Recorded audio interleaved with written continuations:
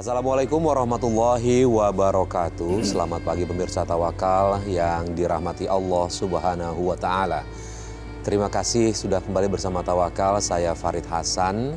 Pemirsa, dalam kehidupan rumah tangga masalah sudah pasti ada. Ada juga masalah tidak sedikit ada kehadirannya orang ketiga. Bahkan orang ketiga ini diduga menggunakan ilmu hitam untuk merebut suaminya. Dan pemirsa, kasus itu juga menimpa salah satu narasumber kami yang alhamdulillah sudah ada di studio dengan Ibu Dini, betul? Iya, betul.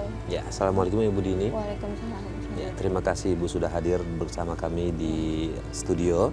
Dan pemirsa, selain Ibu Dini juga sudah bersama kita Bapak Ustadz Nur Hayat. Assalamualaikum Pak Ustadz. Waalaikumsalam warahmatullahi wabarakatuh. Apa kabar Pak Alhamdulillah Farid? baik Pak Ustadz. Mbak Dini sehat? Sehat, alhamdulillah Pak Ustadz. Ya, langsung aja nih Pak Ustadz nih. Tadi di pembukaan saya udah kasih tahu bahwa Ibu Dini ini punya masalah dengan rumah tangganya dan diduga ada kehadiran orang ketiga, dan orang ketiga itu menggunakan ilmu hitam nih Pak Ustadz untuk merebut suaminya nih. Kita langsung aja dengerin dulu ya lebih detailnya seperti apa.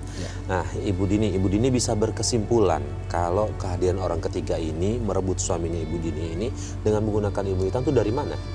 Jadi begini Mas Farid, saya ibu dari 2 orang anak. Saya sudah menikah 5 tahun. Di tahun yang keempat suami saya tuh berubah gitu. Dan selingkuh dengan teman sekantornya. Dan ternyata teman sekantornya itu menggunakan pelet gitu untuk menarik perhatian suami saya. Oke, dari mana Bu Dini bisa tahu kalau teman kantornya itu menggunakan pelet gitu? Ada waktu setelah kelahiran anak kedua saya tuh, saya kan sudah tidak bekerja lagi. Saya lebih banyak waktu senggang di rumah. Waktu suami saya tidur, saya nggak sengaja tuh baca SMS dari suami saya gitu, dan isinya itu sangat ya di luar dugaan aja. Banyak banget hal-hal yang membuat saya sakit hati gitu. Ternyata selama ini suami saya dalam pernikahan tuh tidak sesuai gitu. Yang paling saya sedih sama anak tuh lupa gitu. Iya. Bu Dini udah pernah nanya ke dia, kenapa kok berubah sikap gitu? Pernah nanya? Malah lebih marahan dia. Lebih marahan suami saya gitu. Kenapa sih tanya-tanya gitu? Jadi lebih marah gitu sampai buat saya sedih gitu Pak Ustadz. Ya. Jadi gini Bu Dini, yang mau saya tanya adalah yang tadi itu yang bukti soal peletnya itu, di percakapannya itu ada bahasa-bahasa yang Bu Dini ngerasa itu adalah bahasa-bahasa dari... Ada. Dia setiap meminta uang ke suami saya, ada bukti suami saya transfer uang juga ke perempuan itu. Terus jadi setiap mau ketemuan di luar kantornya itu ada buktinya. Ada buktinya? Ada buktinya. Ibu Dini ngeliat dia ngelakuin ritual-ritual kayak gitu, ada di situ? Ada. Oh iya? Oke, nih Pak Ustadz. Ya gimana nih Pak Ustadz, tadi suaminya mulai berubah sikap setelah 4 tahun di usia pernikahan, dan mendapati kalau Ibu Dini ini suaminya itu selingkuh sama teman kantor. Ya, ini perilaku yang cukup menyedihkan. Dan saya turut prihatin Bu Dini, sabar atas ujian ini. Insya Allah ada hikmah besar yang akan Ibu Dini peroleh. Pelet ini memang diakui dalam ajaran Islam sebagai sebuah perilaku yang menyimpang, yang dosanya itu sangat besar, termasuk dari bagian dosa-dosa besar. Dosa-dosa besar itu kan banyak sekali, termasuk dari 10 itu yang nomor 1 adalah syirik kepada Allah. Dan dari rangkaian 10 itu salah satunya adalah sihir atau tenung atau pelet atau apapun namanya. Jadi ilmu pelet ini memang betul-betul ada, sampai dalam satu riwayat disebutkan Rasulullah sendiri pernah dipelet, pernah ditenung, pernah disihir oleh orang Yahudi. Dan sebagai manusia Rasulullah kena, tapi kan Rasulullah langsung mendapat pertolongan Allah melalui malaikat Jibril, langsung netral setelah melakukan pembacaan ayat-ayat Quran. Jadi ilmu pelet yang dikirim oleh orang yang merebut suaminya Mbak Dini ini tentu ilmu yang tidak benar, alias ilmu hitam. Ya. Dan cara untuk menghadapi ilmu hitam itu tidak lain kecuali Al-Quran. Saran saya, dan ini juga untuk para pemirsa ANTV dimanapun berada, setiap pagi dan petang, ya, habis subuh misalnya, setelah maghrib, pastikan kita membaca Qul huwallahu ahad 3 kali, Qul a'udzu birabbil falaq 3 kali, dan Qul a'udzu birabbin nas 3 kali. Itu tiap pagi dan petang. Tiap pagi dan petang. Lalu ditambah dengan suratul Fatihah dan ayat kursi. Nah, itu kalau yang pendek. Nah, kalau ingin lebih kuat lagi, misalnya kayak Mbak Dini yang suaminya direbut orang dengan ilmu pelet, bacain ayat kursi. Makanannya, minumannya, sambil masak, sambil bikinin kopi, bikinin teh, sambil baca ayat kursi. Dengan niat yang khusus, semoga ini menjadi pagar dari keluarga kami atas serangan-serangan ilmu hitam yang dikirim oleh orang yang kita tidak kenal, apakah karena iri, karena dengki, atau karena ingin merusak hubungan kita. Insya Allah apa yang saya sampaikan tadi itu dasarnya jelas dari hadisnya Rasulullah, banyak sekali dari kitab-kitab yang muktabaroh, kitab-kitabnya diakui, termasuk yang banyak itu kitab Syamsul Ma'arif miliknya Syekh Al-Buni, itu juga merangkai dan mengurai cukup panjang lebar tentang fadilahnya ayat kursi. Ya. Nah, kalau itu kan untuk menangkalnya Pak Ustadz. Untuk kedepannya jika pemirsa punya kasus yang sama bisa menangkal dengan seperti itu. Nah, tapi ini udah kejadian sama Ibu Dini. Ya. Nah, saya mau tanya lagi Bu Dini. Bu Dini, keluarga tahu nggak apa yang terjadi sama rumah tangga Bu Dini dengan si suaminya berselingkuh? Iya, tahu. Tahu keluarga dari Bu Dini sendiri atau keluarga dari suami? Dari mertua. Mertua jadi, tahu. Di saat saya sedih, saya coba cerita gitu, karena saya kan perlu sharing, saya salah atau tidak. Gitu. Ternyata mertua saya tuh tahu gitu, dan yang lebih menyakitkan dari saya tuh saya disuruh pisah sama suami. Karena posisi saya udah nggak kerja lagi gitu, jadi mertua saya tuh bilang ya udah kamu cerai aja sama suami gitu, karena mertua saya tuh pengen dapetin yang lebih baik dari saya gitu. Dan saya jadi agak banget. materialis juga lah kira-kira begitu. Iya, karena mengetahui kalau Bu Dini udah berhenti kerja gitu. Nah Pak Ustadz, untuk posisi orang tua nih Pak Ustadz, boleh menganjurkan cerai ke anaknya cuma lantas gara-gara pasangannya tidak bekerja gitu? Ini orang tua yang jelas tidak bertanggung jawab. Orang tua yang baik tidak akan pernah menyarankan hal-hal yang merusak kehidupan keluarga putra-putrinya. Karena Allah Subhanahu wa taala melalui Rasulullah itu telah menegaskan abghadul halali 'indallahi at-talaq. Perkara yang boleh dilakukan tapi paling dibenci oleh Allah itu adalah tolak. Tolak itu cerai. Ini nasihat untuk siapapun, untuk yang berkeluarga atau orang tua yang memiliki anak yang berkeluarga. Kalau dia beragamanya benar, beragamanya baik, pasti dia tidak akan menyarankan untuk cerai. Orang tua yang baik, orang tua yang benar pasti akan berupaya mencari solusi dari setiap problematika anak-anak. Apalagi tahu kalau anaknya yang selingkuh. Jadi dari kasusnya Mbak Dini kita tahu bagaimana orang tua yang baik dan orang tua yang tidak baik. Saya kembali kepada hadisnya Rasulullah, perkara yang boleh tapi dibenci itu adalah tolak. Itu ibaratnya sampean hidup penuh bergelimang harta, tapi tidak disukai oleh siapapun. Kira-kira nyaman apa enggak hidupnya? Tentu enggak nyaman. Apalagi yang enggak suka ini Allah Subhanahu wa taala. Kira-kira nyaman apa enggak? Pasti tidak. Maka perceraian adalah jalan terburuk kalau memang itu harus diambil. Dan perceraian itu memang boleh dalam Islam selama ada syarat-syarat. Syarat-syarat yang memperbolehkan perceraian misalnya ketika terjadi kekerasan rumah tangga yang tidak lagi saling menghormati dan menghargai. Yang kedua, ketika seorang suami tidak bisa memberikan nafkah lahir dan batin. Ketiga, ketika seorang suami sudah tidak bertanggung jawab lagi, meninggalkan dan termasuk salah satunya selingkuh, boleh bercerai. Tapi kalau misalnya ada upaya untuk islah, untuk memperbaiki diri, itu lebih baik. Karena pernikahan itu tidak main-main. Maka apa yang tadi Mas Farid tanyakan, bagaimana orang tua yang meminta cerai itu? Ini orang tua yang salah, orang tua yang tidak bertanggung jawab. Dan pemirsa ANTV dimanapun berada, jangan ikuti model orang tua yang semacam ini. Karena selain ini akan menghancurkan kehidupan putra-putrinya, juga akan merusak tatanan sosial kemasyarakatan yang ada. Iya. Bu Dini, setelah Ibu Dini tahu jawaban mertua seperti itu, Bu Dini ngikutin apa kata mertua atau mencoba untuk bertahan? Saya mencoba untuk bertahan. Kenapa, boleh tahu? Karena saya kan punya 2 anak. Kebetulan waktu itu anak saya yang 1 tahun itu panas, mungkin karena saya pikiran. Jadi saya coba datengin ke perempuan itu, niatnya ingin ngomong baik-baik dengan membawa 2 anak saya yang sedang sakit ke kantornya. Tapi dengan membawa bukti-bukti SMS itu saya print gitu. Semoga ingin ngomong baik-baik. Semoga saja dia bisa tersadar gitu bahwa saya tuh udah punya anak, sedangkan saya wanita gitu, dia juga wanita gitu. Mau menyentuh hatinya lah ya, mencoba memberitahu ke Mas dia. Farid. Ya.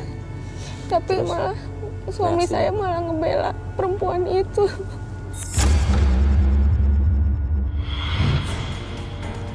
Mbak, saya mau minta tolong sama Mbak. Tolong jauhi Mas Riki. Saya tahu Mbak dulu punya hubungan sama Mas Riki waktu masih sekolah. Tapi sekarang Mas Riki udah punya keluarga, Mbak.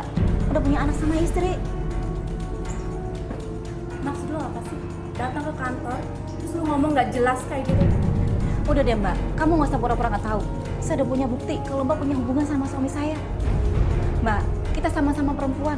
Tolong ngerti lah Mbak. Itu urusan lo ya. Kalau gue mau sama laki lo kenapa? Kalau laki lo juga mau sama gue, mau lo apa? Astagfirullahaladzim Mbak. Mbak, tolong jauhi Mas Riki Mbak. Awas ya kalau Mbak masih deket-deket sama Mas Riki. Maksud lo apa? Lo ngancam gue, hah? Kok kamu malah tambah marah-marah sih? Seharusnya saya yang marah, kamu yang ambil suami saya. Lo yang datang ke sini ngajakin ribut ya? Saya udah datang baik-baik ke sini ya, minta tolong sama kamu untuk jauhin Mas Riki. Tapi kamu malah nyolot sih. Mendingan Mbak pergi deh dari sini. Mbak bikin malu saya ya. Ini apa nih? Bikin ribut, gak malu apa dating karyawan yang lain? Kamu selalu belain dia sih? Kamu juga ngapain sih? Bikin ribut segala macam. Mas, harusnya Mas yang malu. Udah, ya. Kamu pulang. Ntar saya jelasin dulu, oke? Ayo, pulang! Ya, saat ini memang Bu Dini mungkin sudah hopeless. Ya. Dia harus mau gimana lagi, keadaan anaknya sakit. Sementara di situ suaminya justru bukan yang ngebela istrinya, tapi malah mengusir istrinya pergi. Ini kita bisa pahami dari sisi karena suaminya kena pelet tadi, Pak. Iya.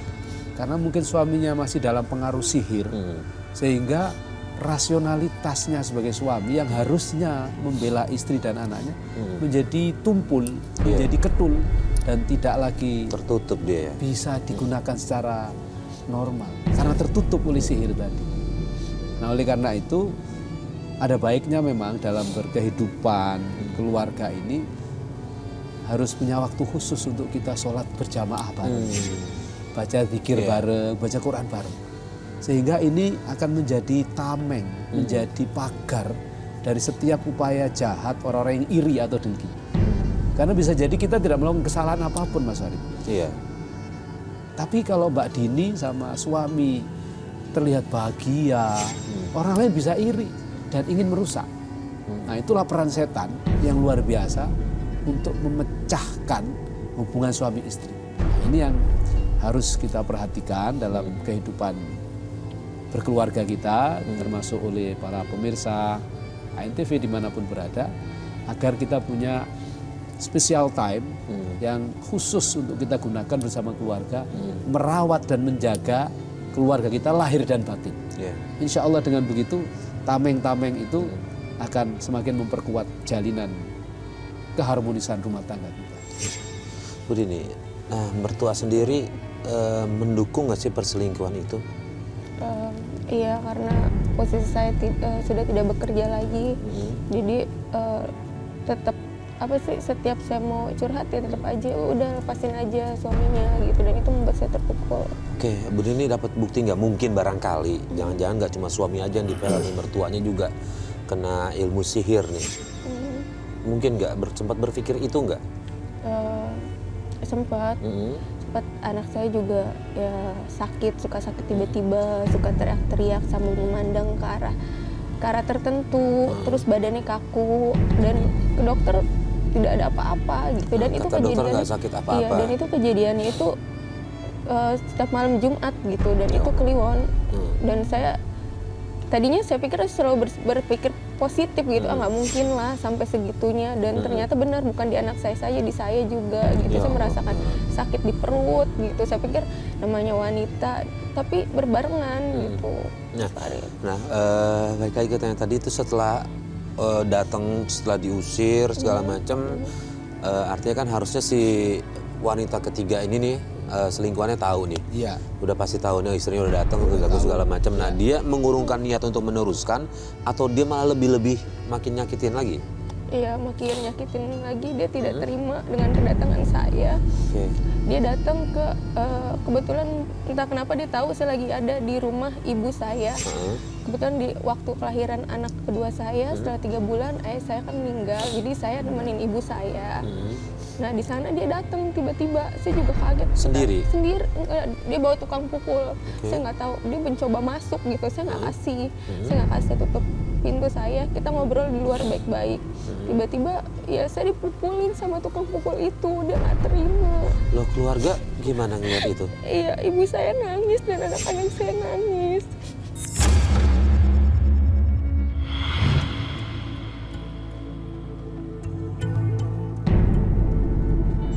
Maksud apa bikin malu gue di kantor? Lagian kamu makan di sini. Mendingan kamu angkat kaki di rumah saya. Saya nggak sudi rumah saya diinjak sama wanita murahan kayak kamu. Jaga ya mulut. Masuk sini kamu perhitungan sama lo. Maksud kamu apa? Kamu bohongin saya ya? Perhitungan dia, Pak. Jangan macam-macam sama bos gue. Ingat itu. Mulai sekarang kamu nggak usah kerja tempat saya lagi. Pergi sana. Pergi sana. Saya Nggak masih ada tetap tetangga saat sabar. itu? Ada, cuma kan saya bilang nggak apa-apa. Ini kan urusan saya bilang udah nggak apa-apa. Saya coba untuk sabar aja. Terus ada tetangga yang bilang udah lapor polisi aja, katanya nggak usah gitu. Saya bilang ke perempuan itu dan ke tukang pukul itu, kalau memang ada urusan sama suami saya jangan ke saya, silakan urusin kalian berdua. Tapi dia tetap nggak terima, dia ngancam saya, suruh ngejauhin suami saya bingung.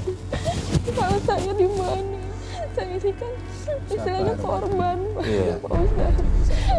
Memangnya saya salah deh, istilahnya saya salah ngasih password jadi istri. Tidak salah, justru sampean itu justru memperjuangkan hak yang seharusnya diperjuangkan Mas Farid. Apa yang dilakukan oleh Mbak Dini sudah benar.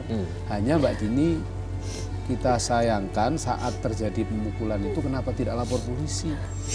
Karena tidak boleh orang main hakim Saya sendiri. cuma pengen tunjukin aja ke perempuan itu gitu, bahwa saya masih tetap angkat derajat suami saya, Pak Ustadz, ke tetangga-tetangga saya, bahwa bukan suami saya yang salah tapi perempuan ini. Iya. Maka justru dengan kasus pemukulan itu bukan soal selingkuhnya yang diangkat, tapi pemukulannya terhadap Mbak Dini ini yang tidak diperbolehkan. Apalagi dilakukan di kediamannya. Di kediamannya. Ini kan sudah penyerangan, Mas. Iya, betul. Penganiayaan kalau pasal KUHP-nya itu. Gini, Bu Dini, setelah kejadian itu gimana hubungannya dengan suami ini? Pernah coba untuk kasusin sampai ke perceraian, cuma suami saya tuh entah kenapa minta rujuk gitu. Minta rujuk, nggak mau cerai dia? Nggak mau, mohon-mohon gitu. Dan saya mikir saya masih punya 2 anak, apalagi anak saya itu selalu bilang papa mana gitu, kangen papa gitu, kok papa nggak pulang-pulang. Jadi saya mikir ke anak aja sih, Mas. Dan saya coba untuk memaafkan suami saya. Mau rujuk? Nah, setelah itu perilakunya dia gimana? Berubah sudah? Ya, saya coba untuk datengin orang pintar ya, Pak. Mas Farid coba. Dan katanya dimandiin air garam gitu, coba untuk, ya saya coba deh dengan cara itu, mungkin suami saya berubah. Tapi kebetulan memang suami saya pulang kerja badannya pegel-pegel, jadi memang momennya waktu itu tepat sekali. Saya coba mandiin dan setelahnya habis itu dia sholat isya. Besokannya ya udah mulai terus sebulan ke depannya udah mulai inget anak Pak Ustadz gitu. Saya sih pentingnya inget anak aja deh, pulang gitu, nengokin anak, bawa anak jalan-jalan, dan itu saya udah bersyukur banget. Jadi Mas Farid memang betul bahwa salah satu informasi terkait sihir itu memang bisa dibentengi dengan garam. Kenapa garam? Karena garam itu kan dari laut. Laut itu menurut sebagian keyakinan seseorang tentang ilmu hitam itu tidak bisa dilewati oleh sihir dari kelompok tertentu. Jadi kalau sudah lewat laut itu pasti akan hilang. Kita tidak boleh meyakini bahwa garam itu bisa menahan sihir, karena itu tidak ada dalam ketentuan syariah. Tapi kita berdoa semoga ya Allah dengan wasilah, dengan perantara garam ini, yang ini juga ciptaanmu, kau jaga rumah kami. Itu boleh, karena kita minta tolongnya kepada Allah. Tetapi yang paling utama dan paling bagus kalau kita mau menahan sihir atau melawan sihir yang sekarang dialami Mbak Dini, yang masih khawatir, sholat aja ya rajin, baca wirid, baca istighfar 3 kali, baca la ilaha illallah wahdahu la syarikalah lahul mulku wa lahul hamdu yuhyi wa yumiitu wa huwa ala kulli syai'in qadir. Seperti yang dibaca di mushola kalau habis sholat. Terus pastikan baca ayat kursi. Ya kalau kasusnya seperti Mbak Dini ini, ya jangan sampai lepaslah, minimal baca ayat kursi sehabis sholat itu 3 kali minimal ya. Tapi kalau bisa misalnya sampai 50 kali sehari lebih bagus. Karena masih dalam serangan orang-orang yang ingin merusak hubungan keluarganya Mbak Dini. Jadi semacam treatment khusus. Kalau yang kayak kita-kita ini Mas Farid, ya cukup sekali atau 3 kali lebih bagus. Kalau sekali sehabis sholat berarti kan 5 kali kita baca ayat kursi. Insya Allah dengan barokahnya ayat kursi, yang itu adalah Al-Quranul Karim, Allah akan menjaga. Karena setiap ayat kursi yang dibaca itu akan dikawal oleh ribuan malaikat. Karena ketika dalam salah satu hadisnya Rasulullah SAW, ayat kursi yang diturunkan oleh Allah kepada Rasulullah itu dikawal tidak hanya oleh malaikat Jibril, tapi oleh ribuan malaikat. Ayat-ayat yang lain itu hanya malaikat Jibril dan beberapa malaikat yang diperintahkan untuk itu. Tapi khusus ayat kursi, ibarat barang ini sangat istimewa. Sampai kemudian para syaitan, para iblis itu ketika ayat kursi diturunkan kepada Rasulullah itu menjadi gemetar, takut bahwa ikhtiarnya, usahanya untuk menjerumuskan manusia menjadi gagal karena hebatnya ayat kursi ini. Jadi saya tadi membaca salah satu kitab yang menjelaskan fadilahnya ayat kursi, termasuk kitab Syamsul Ma'arif itu memang luar biasa. Jadi Mbak Dini tidak usah khawatir lagi mulai besok. Kalau suami sudah kembali dengan kesadarannya, ingat sama istri, ingat sama anak, ya jaga terus komunikasi, sholat bersamanya, lalu baca wiridnya, ayat kursi, ditambahi suratul Fatihah.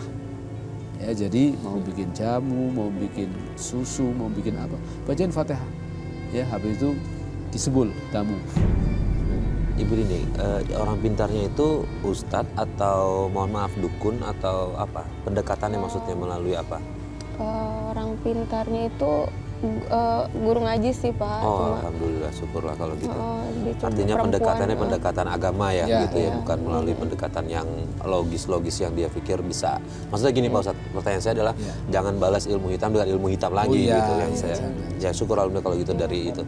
Nah setelah itu berarti dia sebulanan kemudian sadar ya udah mulai kangen anak. Sampai sekarang masih atau gimana? Ada pengaruh lainnya? Masih tetap ke anak sih sampai masih sekarang. Tetap ke anak, masih suka ke istri. Nah, Mbak Dini sendiri masih ada sakit, iya. Kadang suka setiap malam Jumat itu berbarengan. Jadi saya kalau suka ngeliat kalender gitu, setiap malam Jumat Kliwon jaga-jaga gitu.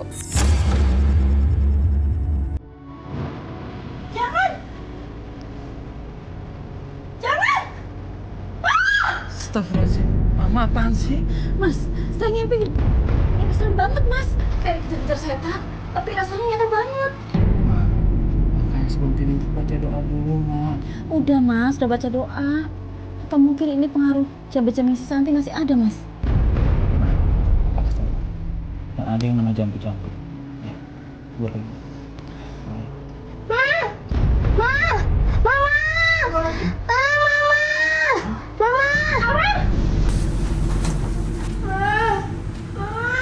Astagfirullahaladzim, Aurel. Aurel. Aurel, kamu kenapa, Nak? Nak. Ya Allah, Mas.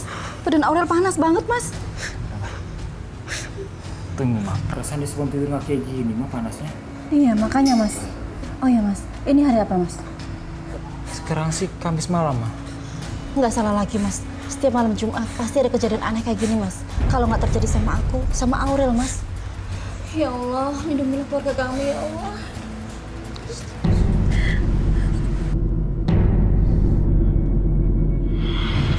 Tahu siapa yang nyerang? Ya saya menduga ya perempuan itu karena dari kasus pemukulan itu dan dia tahu kita rujuk lagi bahkan dia ngajakin nikah ulang gitu sampai suami saya dan dari situ tuh udah mulai mendekati normal lah ya Pak Ustadz. Cuma ya setiap malam Jumat itu masih sama gitu. Istri atau selingkuhannya itu sudah pisah berarti.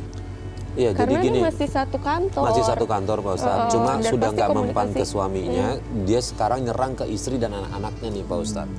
Nah artinya Saya khawatir. sama suaminya Mbak Dini sudah tidak lagi Tidak ada hubungan mereka. Hubungan berarti si perempuan itu. Ya sama bukti sih nggak ada ya Pak Ustadz ya. Cuma masih ada khawatir aja karena sudah apa ya satu kantor gitu. Belum menikah perempuannya itu ya. Sudah pernah menikah cuma Divorce ya, gagal. nggak Ya. pernah. Dan sekarang dapat info dia alhamdulillah sih sudah berhijab. Semoga aja berubah. Amin. Ya kita doakan. Saya doakan. Ya, Jadi saya Mbak Dini memang selain membentengi diri, saya kira doakan kepada Allah semoga perempuan itu dibuka hatinya dan sadar. Iya. Karena kalau kita balas dengan kemarahan dan kebencian Mas Farid, Iya, capek di kita. betul. Tapi kalau kita doakan ya Allah semoga perempuan yang mengganggu suami saya kau buka hatinya sehingga dia berhenti tidak lagi mengganggu. Mungkin akan menjadi lebih baik.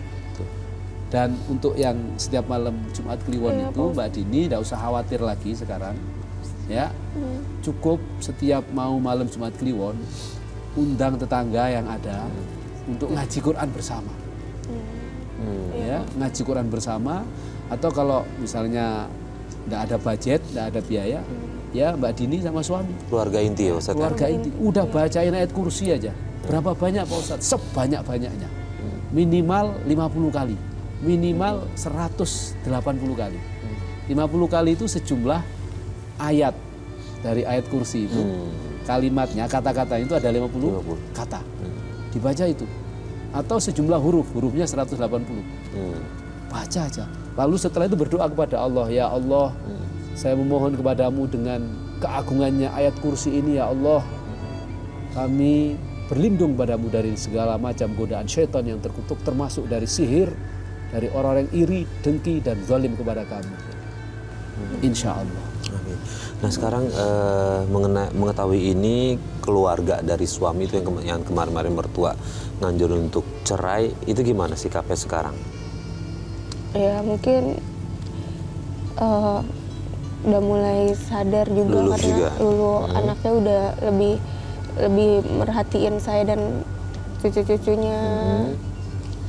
Seperti itu sih Mas Farid. Nah, syukur alhamdulillah berarti sekarang udah mulai membaik. Nah, terakhir yang masih mengganjal di Bu Dini itu apa ya? Selain kekhawatiran yang serangan tiap malam Jumat itu.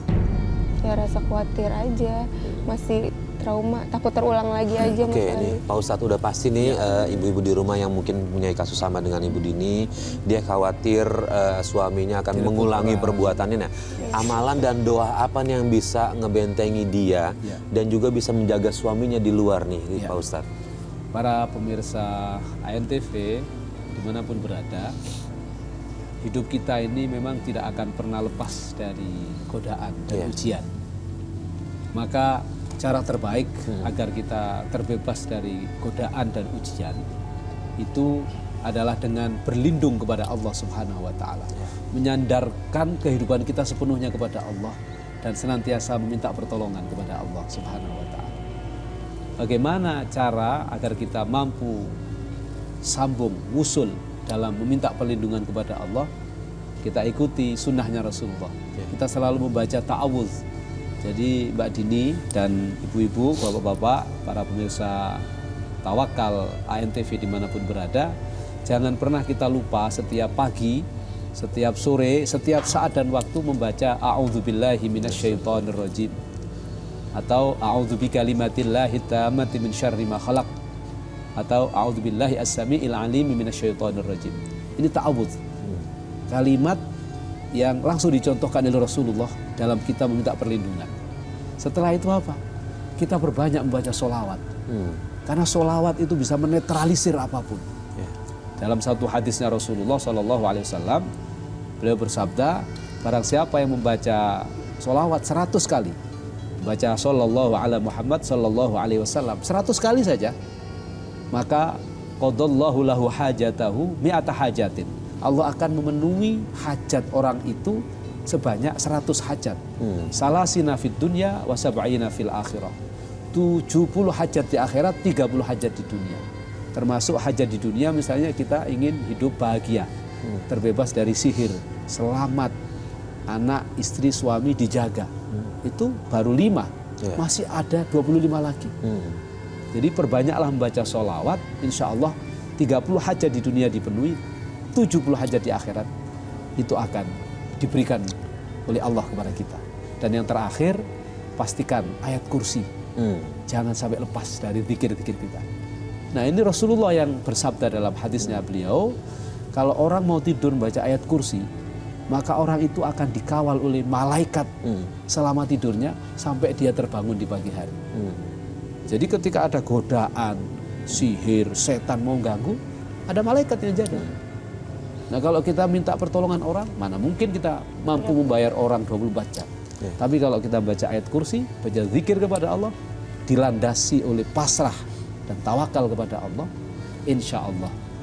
Dan diakhiri dengan memperbanyak membaca suratul Fatihah. Nah, untuk Mbak Dini, saya kasih amalan agar tidak lagi khawatir setiap malam Jumat Kliwon, baca Al-Fatihah 100 kali.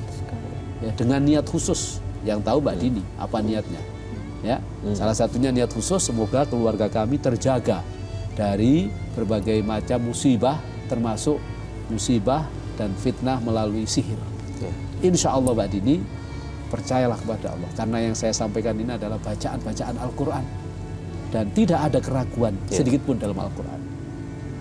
Dzalikal kitab la raiba fi hudal lil muttaqin. Mungkin itu Mas Farid. Baik, terima kasih Pak Ustadz Nur Hayat atas semua nasihat-nasihatnya.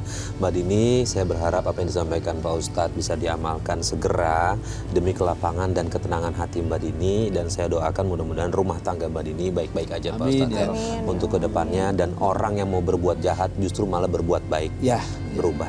Yang penting bagaimana setelah itu dilakukan menjadi lebih baik, dijaga ibadahnya kepada Allah. Jangan sudah bahagia nanti lupa beribadah kepada Allah. Sholat jamaahnya suami istri harus dijaga, anak diajak, ngaji Qur'annya, kalau berkelebihan rizki, sodako. Udah, itulah tameng-tameng terbaik dari segala macam mara, bahaya dan musibah di akhir zaman, termasuk dari fitnah dan tenung santet segalanya itu. Karena apa? Dalam satu hadis Rasulullah bersabda, as-shadaqatu tadfa'ul bala. Sedekah itu yang akan menghindarkan kita dari segala macam bala, ujian, cobaan, musibah, termasuk fitnah dan tenung sihir semacamnya itu. Terima kasih Pak Ustadz. Dan pemirsa, akhirnya sampai di sini Tawakal. Semoga kisah dari Ibu Dini ini bisa menjadi pelajaran buat kita semua. Intinya adalah perkuat ibadah, jangan jauh dari Allah, tetap bertawakal. Saya Farid Hasan undur diri. Wabillahi taufiq wal hidayah. Wassalamualaikum warahmatullahi wabarakatuh. Waalaikumsalam warahmatullahi wabarakatuh.